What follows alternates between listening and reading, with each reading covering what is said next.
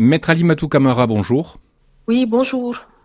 Que vous inspire le verdict de ce procès qui a été donc rendu hier soir? C'est un soulagement, en tout cas pour nos clients et nos clientes. Et c'est un moment aussi qui est historique dans notre pays, où pour une fois, des personnes ayant occupé un certain nombre de responsabilités répondent devant un tribunal et sont condamnées.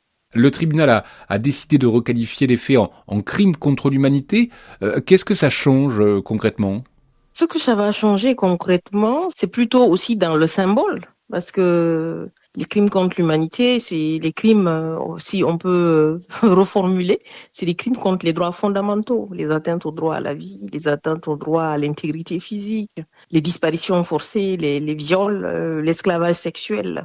C'est toute une panoplie d'infractions qui se retrouvent dans les crimes contre l'humanité. 8 des 12 accusés ont été condamnés à des peines de prison.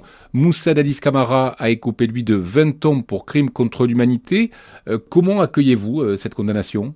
C'est la première fois depuis l'accession de notre pays à l'indépendance qu'un ancien chef d'État répond de crimes de masse devant une juridiction. Et quand vous regardez le fonctionnement de notre pays depuis notre accession à l'indépendance, il est clair qu'il y a eu beaucoup de crimes de masse qui ont été commis dans ce pays. Donc c'est vraiment une première et c'est quelque chose d'historique.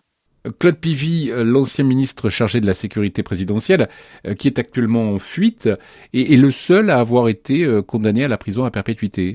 Oui, je crois qu'il a été condamné à la perpétuité parce que déjà, il est condamné pour crime contre l'humanité sur la base d'éléments factuels qui sont déterminants d'ailleurs dans le dossier, mais aussi sur le fait qu'il a organisé son évasion. Donc, je pense que c'est ce qui a aggravé son sort et c'est pour cette raison que le tribunal a retenu la perpétuité et en le condamnant à 25 années de période de sûreté et en décernant un mandat d'arrêt à son encontre. Maître Camara, au-delà de ce verdict, quel bilan tirez-vous de ces 22 mois d'audience? Le bilan que l'on en tire, c'est que pour une fois dans notre pays, on a eu le sentiment que les crimes étaient reconnus et que les victimes n'étaient pas considérées comme des coupables. Et les victimes ont eu accès à la salle d'audience, elles ont eu le droit de parler. Et je pense pas qu'il existe des précédents comme ce procès dans notre pays. Donc ça a délié la parole des victimes, ça a quand même permis de donner une place primordiale aux victimes. Il y a également cette place primordiale qui a été donnée aux femmes dans ce procès. Les femmes ont eu le droit de parler alors qu'elles étaient quasiment considérées comme coupables durant les 14 dernières années.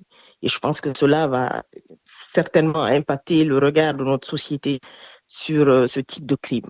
Et je considère aussi que la parole s'est déliée au point qu'aujourd'hui, ça va certainement avoir un impact sur ce que le Guinéen pensera dans le futur des victimes de violences sexuelles. Et ça, c'est quelque chose d'extrêmement important. On espère que ça aura un impact sur notre inconscient et notre conscient collectif.